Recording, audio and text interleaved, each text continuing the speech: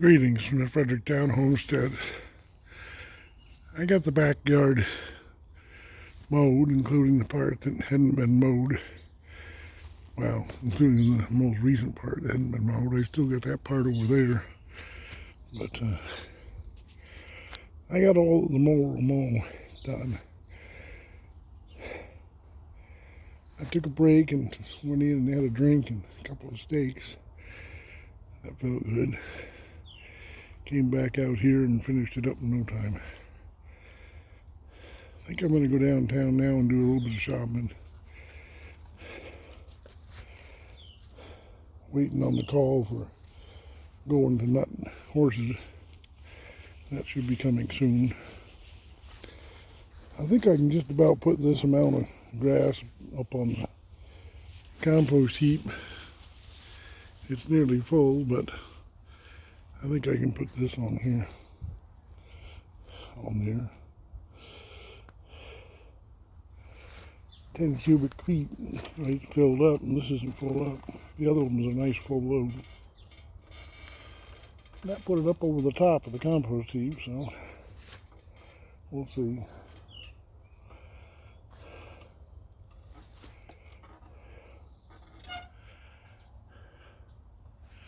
Fredericktown Homestead, quite the place.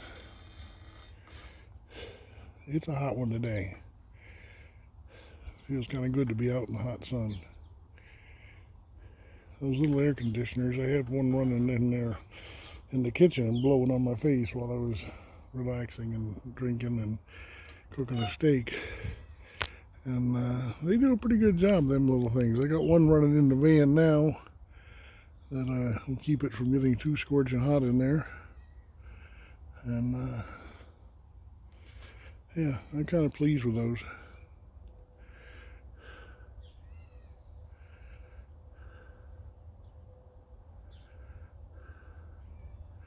Somebody commented that maybe I should contact the Hispanic community and see if they wanted to come and live here in Homestead. Well, I don't speak Spanish and I don't have any patience for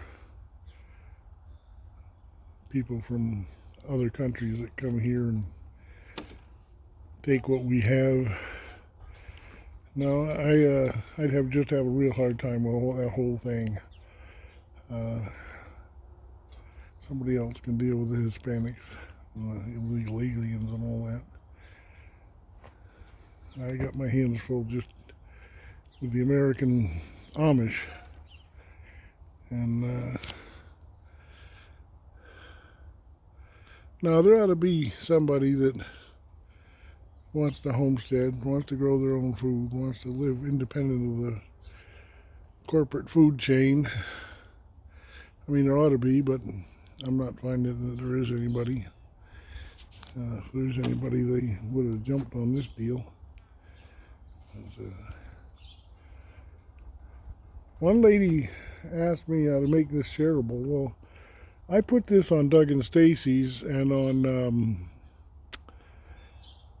Justin Rhodes' pay-per-view site. What does he call it? Abundant, I don't know, permaculture or something. It's pay-per-view Justin Rhodes, but he doesn't call it that. But, and then Doug and Stacy's, which you don't have to pay for. And both of those don't allow, I guess that's a Facebook rule, that they don't allow you to share from their sites. But if you're listening to this on Facebook, go to YouTube. That's what this really is YouTube. That's what these are originally made for, all of them. Go to YouTube and look up Fredericktown Homestead. And you'll find all of our videos. I've been posting every day since, I think, March, I'm not sure. Oh, but one day. I'm planning to post every day for 100 days, and I missed a day, so sometimes that's inevitable with my lifestyle. But yeah, look at it on YouTube and share it on YouTube. That's the way that YouTube is designed to be shared. There's even a button just for sharing. and you can share it with your friends. You can share it, and if you think there's somebody that needs to hear about the Fredericktown Homestead and the deal available here, tell them the rent is $500 and I pay half. I pay the utilities. Last month's utility bill was $47, if I remember right. And the highest one's been $63. That was running heaters in the Quonset hut for the drying the wood. It was still only $63 with 3 heaters running in there, plus heating the house. We have wood heat, but we have electric backup, and we have baseboards that I've never had good luck with until now, but they've done real well in this house. Roger, that was here from November to February, he installed almost all of the baseboards, and we've still got one left there to install, but they keep the house toasty and warm. And then we got a wood fire, and I got the wood all taken care of for this coming winter. It's a bit late in the season now. We could still do pigs, we could still do meat birds, we could still do egg birds, we could still do birds ready to lay. We could still do dairy. The garden, we're limited on what we could put in the garden, but there is garden space. It's all tilled and cover crops in place on it, in bloom, as you can see. But there's lots of garden space here. Good soil, good water, plenty of water. And we got rainwater collection system. And got a barn, big barn. And somewhere around here we got a livestock guardian dog that murders kittens. And yeah, tell them about the place. You live in the house, share it with me. I have 1 bedroom, but you can have the rest of the house. There's a kitchen, 1 bathroom. I think there's 6 bedrooms, if I remember right. There's 1 downstairs and 4 upstairs, plus my bedroom. That makes 6, I think. And the house can be made pretty comfortable.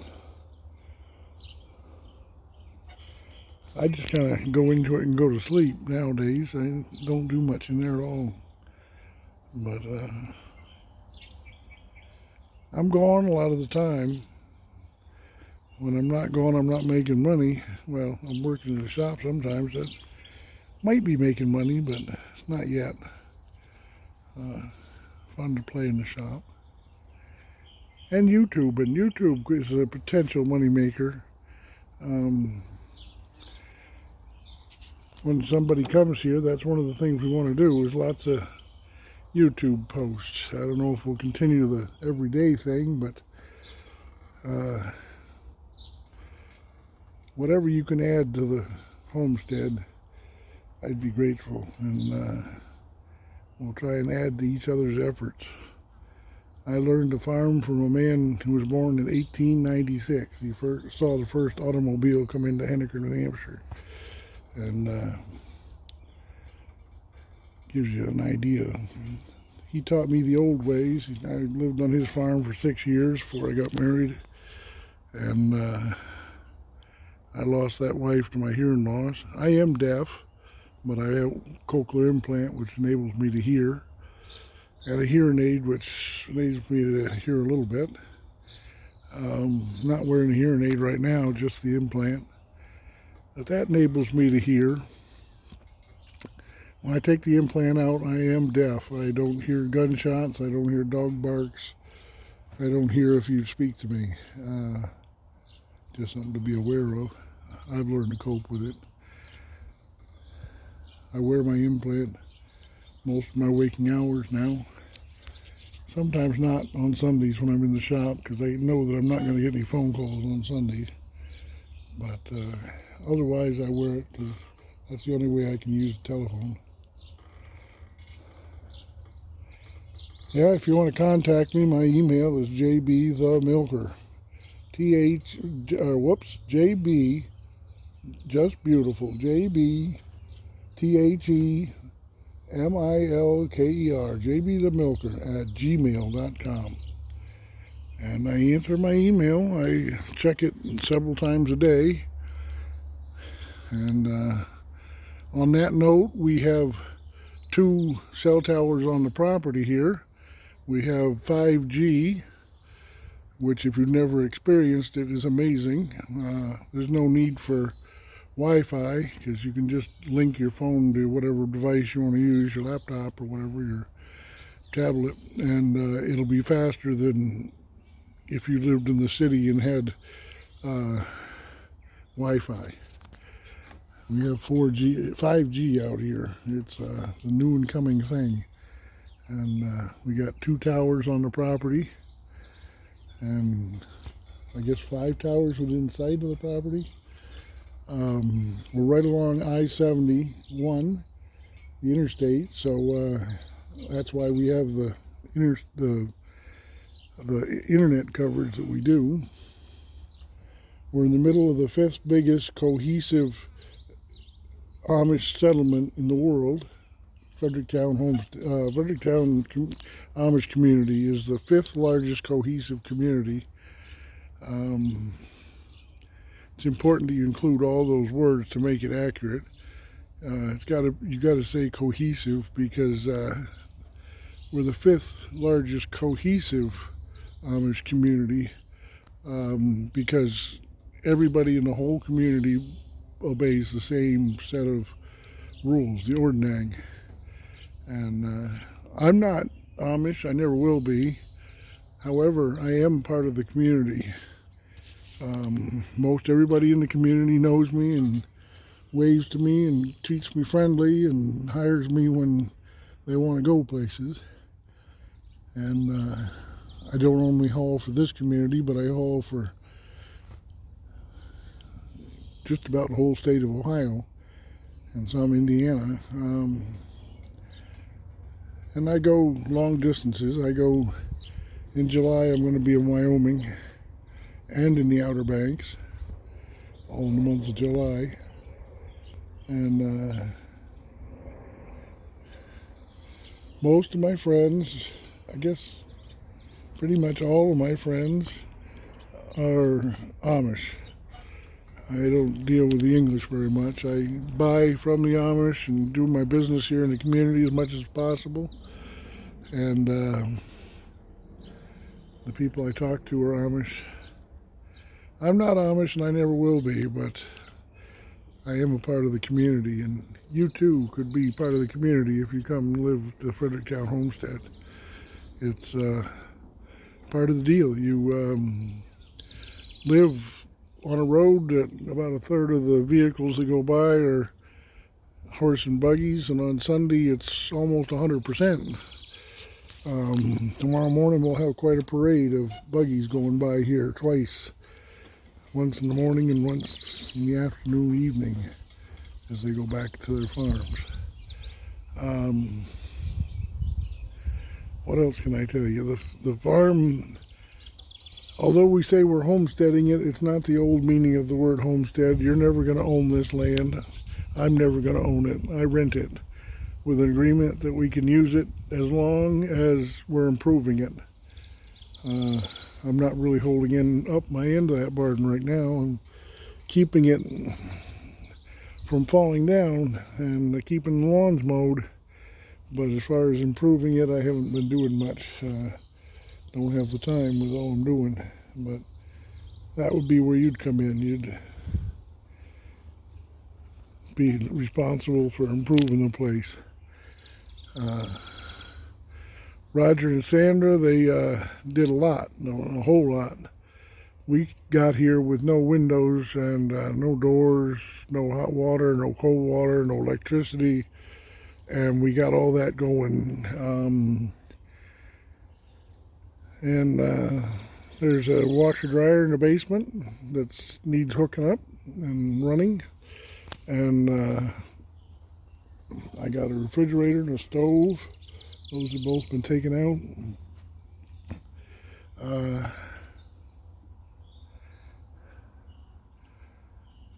It's an opportunity to homestead. It's an opportunity to live on a farm. It's an opportunity to grow your own food, to be independent of the corporate food chain. And when the stores run out of food, we could still have food here as long as we can raise it and stockpile it and preserve it.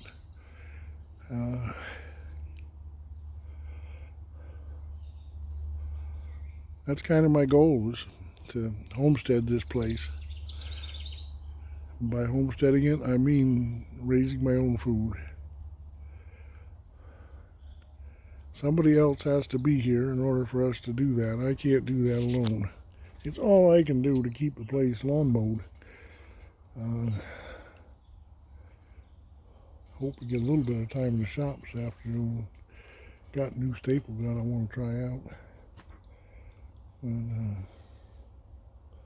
like I said, I'm expecting a phone call to go nut horses here shortly. That's one of the things I do with one of my good friends. He says I'm the best person to have along when he's nutting horses. He does the actual nutting, I do the holding in that.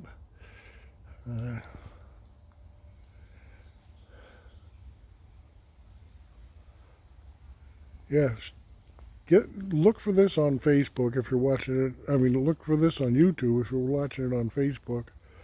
And there you can share it. And share it with anybody you think might be interested. This big Quonset hut here, that's all ours to use. There's some furniture in it, but other than that, that's ours to use. I use it for woodworking mostly, but there's lots of space in there. We got this barn. We got a lot here. We got a whole lot. And right now it's all pretty much going to waste. There's nobody here. Nobody wants to use it. If you know somebody that wants to use it, have them contact me, jbthemilker@gmail.com, or comment on any one of the social media platforms you see this on. My name is JB Brown. And if you search JB the Milker, you'll find out a lot about what I have done in the since the internet came about. I'm the world's leader of digital map data gathering, world's leader for both two companies, both Mapillary, which was the first one, and then what is now Karat View, but used to be OpenStreetCam. I'm the leader in both of those.